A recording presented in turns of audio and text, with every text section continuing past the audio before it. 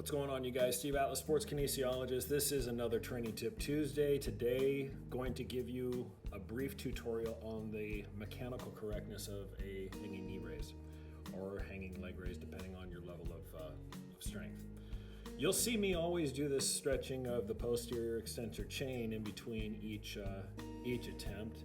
Even though the first one, actually, all I'm doing is a posterior pelvic tilt. I won't even be bringing up my knees quite yet. I'll just try to isolate, taking my tailbone and tucking it underneath, activating just the lower abdominals.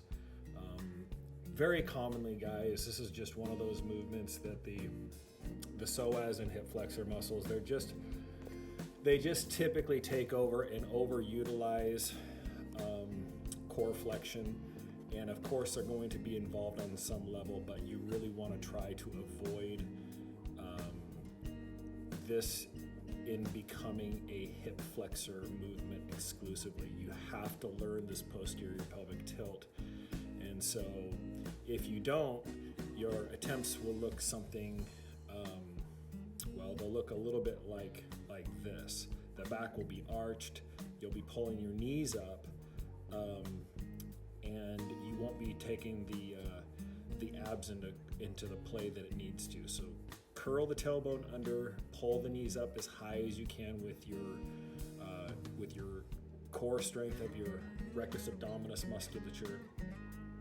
This is one of those movements that, depending on your flexibility, will determine the height of how high you can get your knees, and obviously as well as your strength as well. Okay. So the third variation I show you guys, I'm basically only doing like 5 repetitions. This is just for some demonstrations. I didn't want to spend all day taking your time. I want to give you illustrations here. So this level 3 is a hybrid. So I'm pulling the knees up and then I'm extending the legs out so I can work the eccentric lowering portion of the leg raise coming down. So you might not have the strength to come up as high concentrically in the beginning, but maybe you can get some of that height on the way down if you extend your knees from the top position.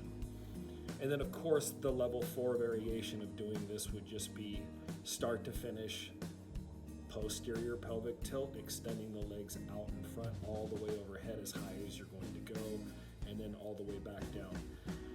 Having the control and the quality of movement is the other thing. You'll see a lot of people just kind of swinging and flailing all over the place.